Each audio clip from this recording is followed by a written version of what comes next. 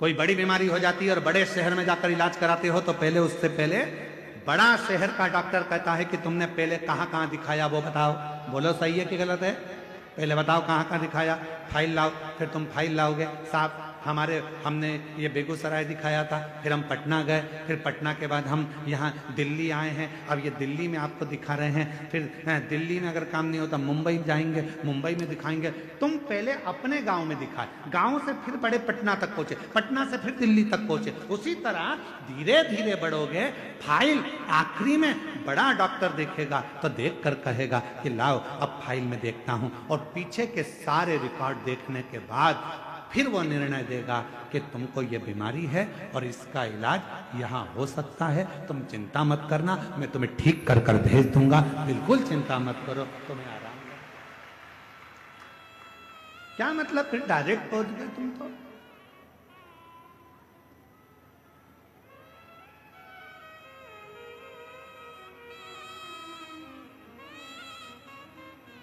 बिहार के कितने लोग बैठे हैं? बिहार के हाथ उठाओ जरा।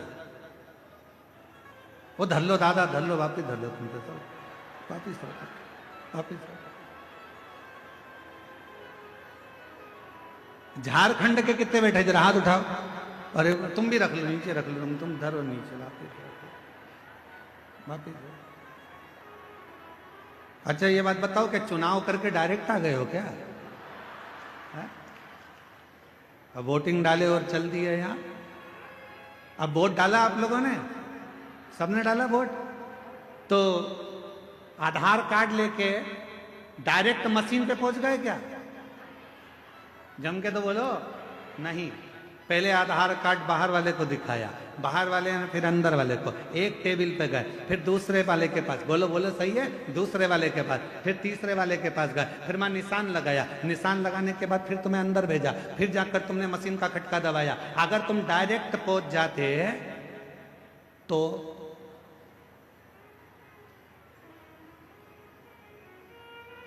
बोलो बोलो बोलो, तेरा क्या होगा कालिया?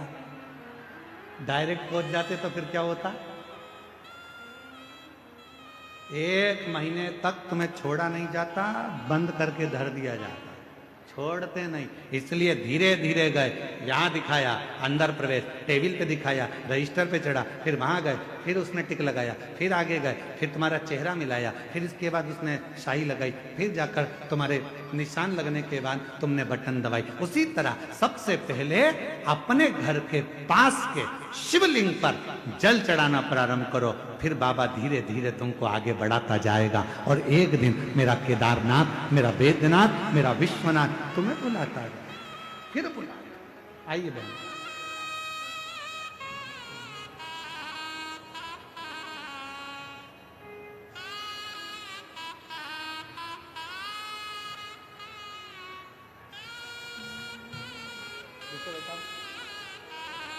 ऐसे दयालु नाथ से रिश्ता बनाए। पूरा इलेक्ट्रॉनिक का शोरूम जल गया था। एक व्यक्ति आया, उसने कहा कि 25 लाख का मैं माल भर दूंगा। परिवार से मांग कर और लोन लेकर 25 लाख दिए, वो लेकर चले गया, मोबाइल बंद कर लिया। दर दर भटकती रही, पति पूरा शरीर पैरालिसिस में हो गया, पलंग पर गिर गया। तब विचार करा कि अब शरीर छोड़ दें पूरे घर के लोग। रात को प्लान था, सवेरे शंकर के मंदिर कथा सुनकर चली गई, और बाबा ने ऐसा हाथ पकड़ा कि आज बाबा ने वापिस जहीं पर थी वहीं पर ले जाकर बिठा। ऐसे दयालु नाथ से रिश्ता बनाए। ऐसे दयालु नाथ से रिश्ता बनाए। बाबा की जब कृपा हो, करुणा हो, उदारता, धीरे धीरे चलो। पहले शिव जी के मंदिर जाना चलो, चालू करो, शंकर के मंदिर में 1 लोटा जल चढ़ाना प्रारंभ करो, फिर बाबा परीक्षा लेगा, फिर धीरे धीरे आगे बढ़ाएगा, और बढ़ाते बढ़ाते बढ़ाते बढ़ाते एक दिन तुम्हारा दुख, तुम्हारी तकलीफ, तुम्हारा कष्ट धीरे धीरे काटना प्रारंभ करेगा। अभी हमारे वो श्री रमेश देखा ठकराल जी, मोना ठकराल जी, नरवाना हरियाणा से मुख्य यजमान। मोना जी अभी जब यहाँ पूजन करने आई थी तो ये बेटी कह रही थी, गुरुजी बाबा वैद्यनाथ जी से इतना जरूर कह देना हमारी तरफ से कि जब फरवरी में कुबेरेश्वर धाम पर रुद्राक्ष उत्सव हो तो हमको वापिस जजमान बनाते, ऐसी बाबा से प्रार्थना करना। बना दिया, बधाई हो आपको।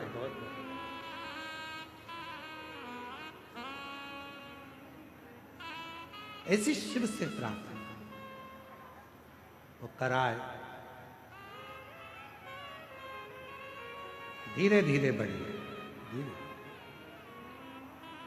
भजन करते करते, भगवान का मंत्र जाप करते करते, नाम जाप करते हुए, स्मरण करते हुए आगे बढ़ो, सीधे नहीं। भीम ने तो ये सोच लिया था कि मैं कैलाश जाऊंगा, भगवान शंकर की आराधना करूंगा, शिव जी से आराधना कर कर मेरा खोया हुआ जितना राज्य है, जो खोया हुई संपदा है, जो मेरा पूरा राज्य चले गया, सब कुछ खो गया, उसको मैं वापस प्राप्त कर लूंगा। पर नहीं, नहीं, भगवान कृष्ण ने कहा ऐसा मत करो, रोज पार्थिव पूजन करो, रोज शिव जी के मंदिर में एक लोटा जल चढ़ाओ, रोज शंकर का भजन करो, रोज। हम क्यों कहते हैं कि अपने घर के दरवाजे पर श्री शिवाय नमस्तुभ्यम लिख दो, अपने घर के दरवाजे पर एक स्टिकर ले जाकर चिपका दो, गाड़ी पर एक स्टिकर चिपका दो श्री शिवाय नमस्तुभ्यम का, दरवाजे पर चिपका दो। क्यों? जब कोई दुख की खबर आ रही होगी, कोई तकलीफ की खबर आ रही होगी, जो खबर देने वाला होगा सामने खड़ा होगा, दरवाजा बंद होगा, जितनी देर खड़ा रहेगा ऊपर लिखा हुआ श्री शिवाय नमस्तुभ्यम पड़ेगा। जब आप दरवाजा खोलोगे तो वो दुख की खबर भी अच्छी खबर में बदल जाएगी और आपके जीवन में खुशी।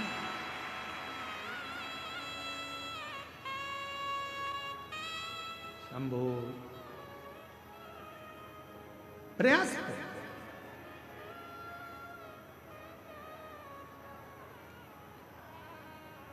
जब आप भजन करें, स्मरण करें, मंत्र जाप करें, नाम जाप करें, नाम कीर्तन करें, जब आप श्री शिवाय नमस्तुभ्यम मुख से बोलें तो ये विचार करें कि हमें धीरे धीरे बढ़ना है, धीरे धीरे। कितना तप किया था माता पार्वती जी ने? सब कुछ छोड़ दिया था, सब कुछ त्याग दिया। एकदम मेरी माता पार्वती जी ने कुछ नहीं त्यागा। मेरी माता पार्वती जी ने त्यागा था तो धीरे धीरे त्यागा था। पहले भोजन त्यागा एक समय का, फिर फलहार लिया, फलहार त्यागा, फिर पत्तों का सेवन करा, वो भी त्याग दिया, फिर केवल श्वास लेती थी, वो भी धीरे धीरे छोड़कर नासिका के एक छिद्र से माता श्वास लेती और उसी छिद्र से छोड़ देती। और एक समय ऐसा आ गया कि मां पार्वती जी ने नासिका के एक छिद्र से श्वास ले तो ली पर उसे छोड़ती ही नहीं,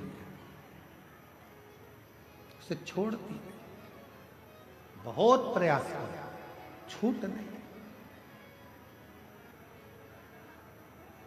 तब भगवान शिव को लगा कि ये प्राण त्याग देगी, अब मुझे जाना पड़ेगा, अब मुझे जाना पड़ेगा और मुझे जाकर दर्शन देना पड़ेगा।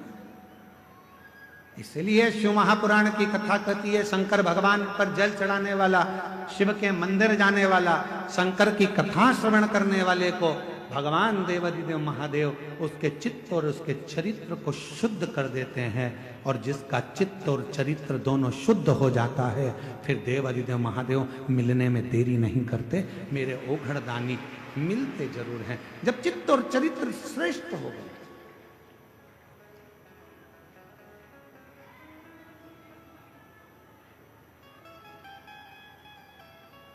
हम आपसे एक बात पूछे, जरा उत्तर दीजिए। आप में से कितनी माताएं जो अपने बेटे से कहती है बेटा मोबाइल देख ले? कोई बोलता है अपने बच्चे से कि मोबाइल देखो? बच्चा अपने आप मोबाइल उठाता है, देखना चालू कर देता है। आप में से कोई माता ऐसी है जो अपने बच्चे से बोलती है बेटा पान की दुकान पे जाके खड़ा हो जा? कोई माँ अपने बच्चे को नहीं कहती कि पान की दुकान पर खड़े हो जा। कोई माँ अपने बच्चे से कहती है कि तू मदिरा की दुकान चले जा। कोई माँ अपने बच्चे को मदिरा की दुकान नहीं भेजती। कोई माँ अपने बच्चे से कहती है कि तू पढ़ाई मत कर। कोई माँ अपने बच्चे से ये नहीं कहती कि तू पढ़ाई मत कर। कोई माँ ये नहीं कहती अपने बच्चे से कि तू अपने दोस्त के साथ खेलने जा। कभी माँ नहीं कहती। माँ नहीं कहती, उसके बाद भी बच्चा अपने दोस्त के साथ खेलने जाता है। माँ नहीं कहती तो भी बच्चा मोबाइल चलाता है। माँ नहीं कहती, उसके बाद भी बच्चा गलत दुकान पर जाकर खड़ा हो जाता है। माँ नहीं कहती तो भी बच्चा गलत संगत में पड़ जाता है। तो फिर विचार करिए, तुमने नहीं कहा, उसके बाद भी गलत जगह पर ये बच्चा क्यों जा रहा? ये बच्चा गलत क्यों कर रहा?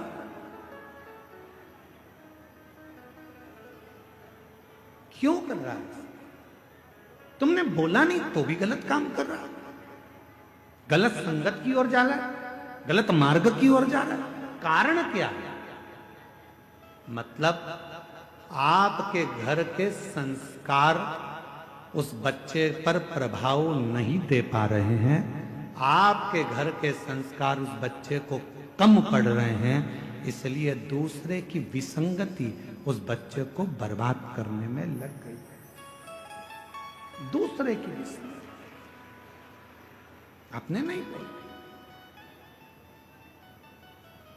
बिना बोले बच्चा मोबाइल चला रहा है, बिना बोले बच्चा दोस्तों के साथ घूम रहा है, बिना बोले बच्चा रात को 10-10, 11-11 बजे तक आ रहा है, बिना बोले बच्चा मदिरा पान कर रहा है, बिना बोले बच्चा तंबाकू खा रहा है।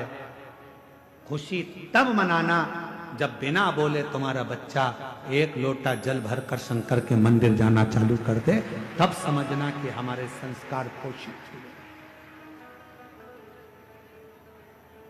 तब जाने हमारे संस्कार श्रेष्ठ हुए।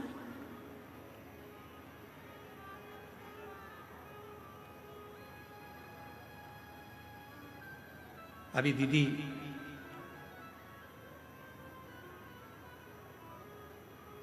अयोध्या से पधारी दीदी गौरांगी जी कह रही थी अपने संबोधन में कि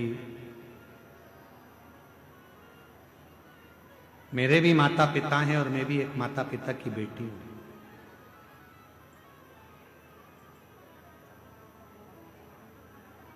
और दीदी कह रही थी कि सीवर वाले महाराज जी कहते हैं कि अपनी प्रत्येक बेटी को अपने माँ बाप को कन्यादान का मौका देना चाहिए। मैं दीदी से कहना चाहूंगा, ये कन्यादान का मौका कब मिलेगा? जब माता पिता अपनी बेटी को श्रेष्ठ संस्कार देना प्रारंभ करेंगे तो वो कन्यादान का मौका अवश्य मिलेगा। हम मना नहीं करेंगे यार कि आप खूब अच्छे कॉलेज में बेटियों को पढ़ाओ। हमारी दिली तमन्ना होती है, हमारी खुद की इच्छा होती है कि अच्छे कॉलेज में बेटी पढ़े, अच्छी एजुकेशन करे, बड़े से बड़े शहर में रहे, सब कुछ अच्छी नौकरी करे, अच्छी जॉब करे। पर मेरा बेटियों से निवेदन है, इस संसार सागर में बहुत लोग मिलेंगे, पर तुम्हारे माता पिता जैसा दुनिया में कोई नहीं मिलेगा जो तेरे लिए हमेशा हित ही चाहते हैं, अहित नहीं। सब मिलेंगे, कोई अपना फायदा। अभी जैसे वो बहन ने लिखा, एक व्यक्ति आया कि तुम्हारी दुकान जल गई, तुम 25 लाख रुपए दे दो मेरे को, मैं तुम्हारी दुकान में माल मंगवा कर भेज दूंगा। पति तो पहले से में पड़े सो तो कहाँ करे। 25 लाख ले गया, मोबाइल बंद कर कर बैठ। ऐसे ढेर मिलेंगे जो तुम्हारा केवल उपयोग करेंगे, थोड़ा धन दिखाएंगे, थोड़ा शरीर दिखाएंगे, थोड़ा वैभव दिखाएंगे और तुम्हें गलत संगति में विकृतियों में लेकर जाएंगे। और एक दिन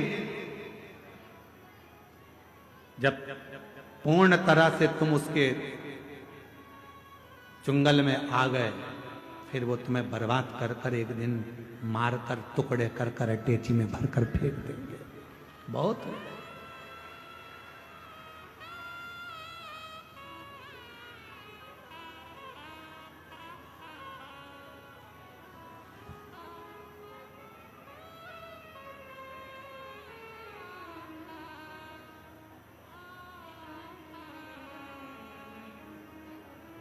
जब कोई कहता है ना कि वो मुझसे बहुत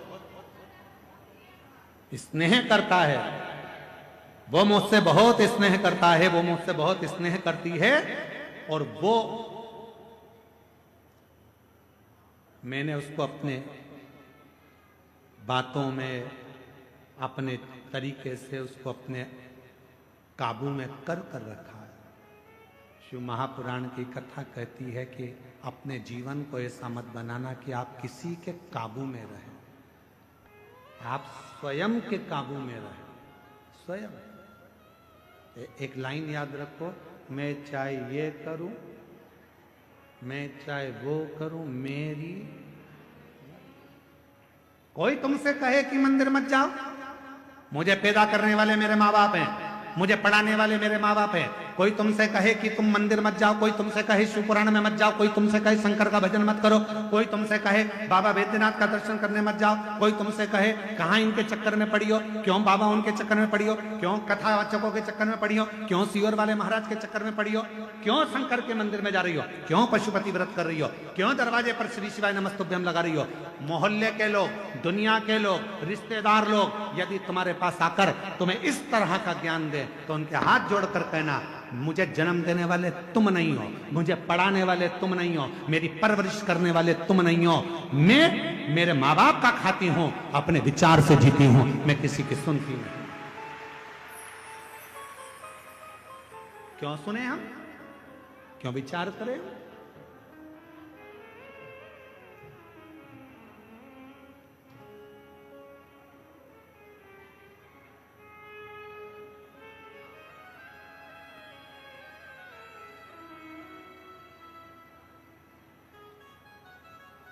क्यों विचार करें हम इस चीज का? ये सब विचार नहीं, हम किसी के कहने पर नहीं चलते, हम तो बाबा के भरोसे चलते हैं, हम तो बाबा के भरोसे चलते हैं।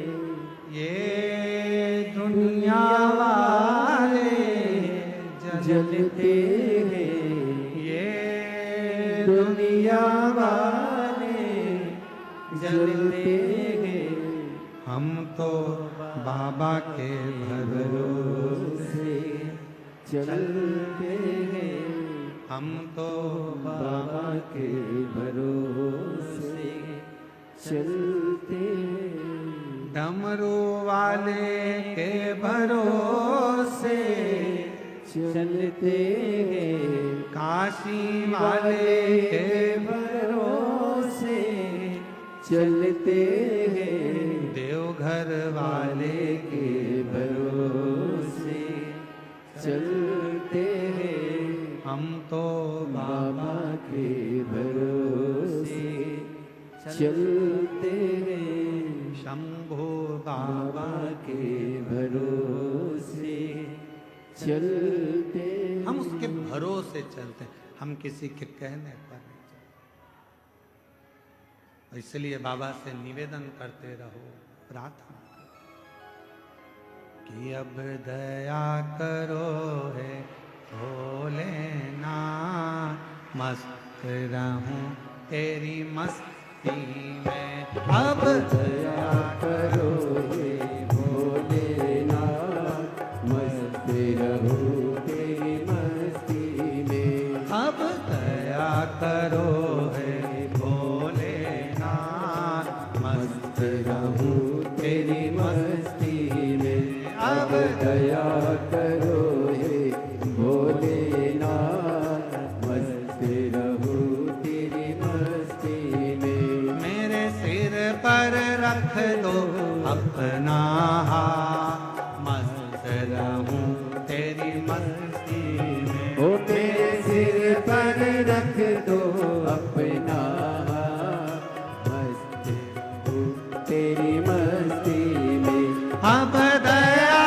करो हे भोलेनाथ, मस्त रहूं तेरी मस्ती में, अब दया करो हे भोलेनाथ, मस्त रहो तेरी मस्ती में, पर रख दो अपना हाथ, मस्त रहूं तेरी मस्ती में। मेरे सिर पर रख दो अपना हाथ, मस्त रहूं तेरी मस्ती। दोनों हाथों से बड़े प्रेम से।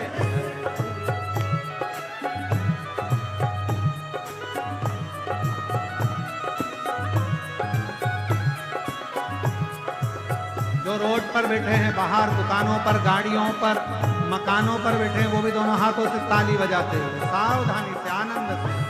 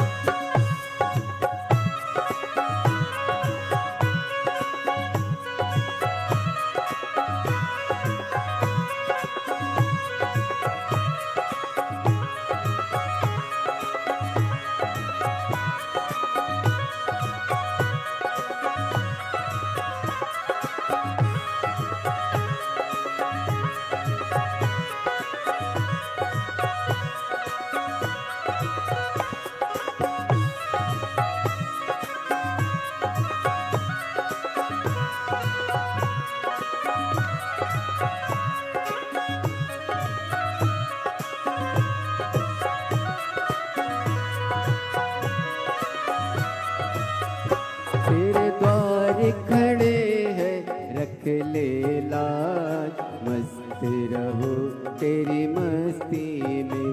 तेरे द्वार खड़े हैं रख ले लाज, मस्त रहो तेरी मस्ती में। मैं तो झूम झूम के नाचूं आज, मस्त रहो तेरी मस्ती में। मैं तो झूम झूम के नाचूं आज, मस्त रहूं तेरी मस्ती में। अब दया करो हे भोलेनाथ, मस्त रहूं तेरी मस्ती में। अब दया करो हे भोलेनाथ, मस्त रहूं तेरी मस्ती में। मेरे सिर पर रख दो अपना हाथ, मस्त रहूं तेरी मस्ती में। मेरे सिर पर रख दो अपना हाथ, मस्त रहूं तेरी मस्ती में। अब दया करो हे भोलेनाथ, मस्त रहूं तेरी मस्ती में। अब दया करो हे भोलेनाथ, मस्त रहूं तेरी मस्ती में। जय हो।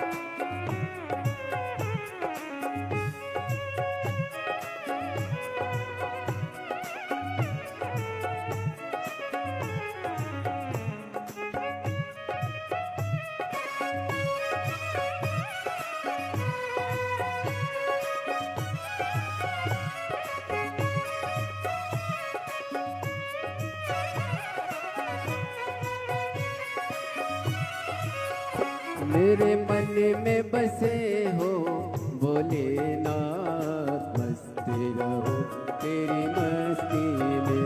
मेरे मन में बसे हो भोलेनाथ, मस्त रहो तेरी मस्ती में। मेरे मन में बसे हो भोलेनाथ, मस्त रहो तेरी मस्ती में। मेरे मन में बसे हो भोलेनाथ, मस्त रहो तेरी मस्ती में। मैं तो हर पल करूँ प्रभु तेरी याद, मस्त रहो तेरी मस्ती में। मैं तो हर पल करूँ प्रभु तेरी याद, मस्त रहो तेरी मस्ती में। अब दया करो हे भोलेनाथ, मस्त रहो तेरी मस्ती में। अब दया करो हे भोलेनाथ, मस्त रहो तेरी मस्ती में। मेरे सिर पर रख दो अपना हाथ, मस्त रहो तेरी मस्ती में। ओ मेरे सिर पर रख दो अपना हाथ, मस्त रहो तेरी मस्ती में। अब दया करो हे भोलेनाथ, मस्त रहो तेरी मस्ती में। अब दया करो हे भोलेनाथ, मस्त रहो तेरी मस्ती में।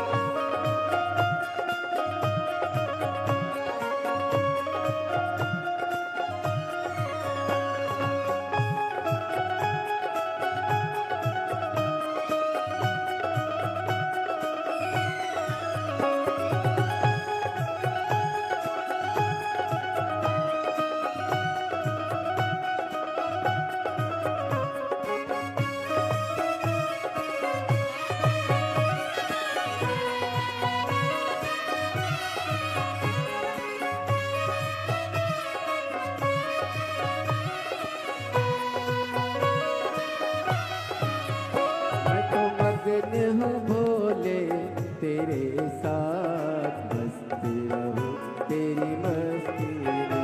मैं तो मगन हूँ भोले तेरे साथ, मस्त रहूं तेरी मस्ती में। जपू हरे हरे भोले तेरा नाम, मस्त रहूं तेरी मस्ती में। जपू हरे हरे भोले दिन और रात, मस्त रहो तेरी मस्ती में। अब दया करो हे भोलेनाथ, मस्त रहो तेरी मस्ती में। अब दया करो हे भोलेनाथ, मस्त रहो तेरी मस्ती में। दया करो हे भोलेनाथ, मस्त रहो तेरी मस्ती में। दया करो हे भोलेनाथ, मस्त रहो तेरी मस्ती में। अब दया करो हे भोलेनाथ, मस्त रहो तेरी मस्ती में। अब दया करो हे भोलेनाथ, मस्त रहो तेरी मस्ती में। अब दया करो हे भोलेनाथ,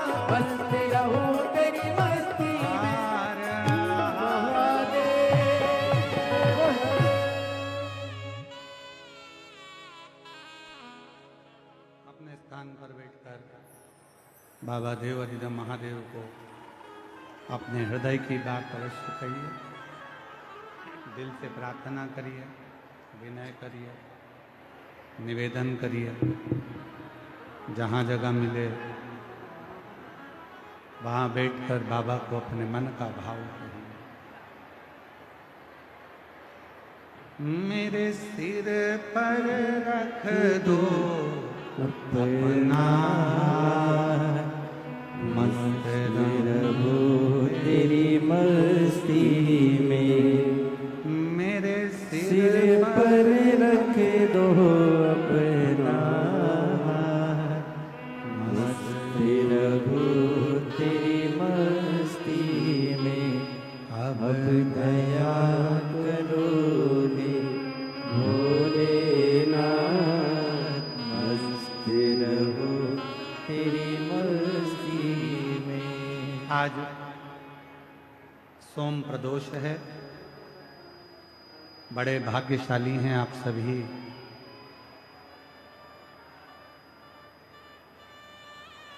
सत्रह तारीख को आज सोम प्रदोष है।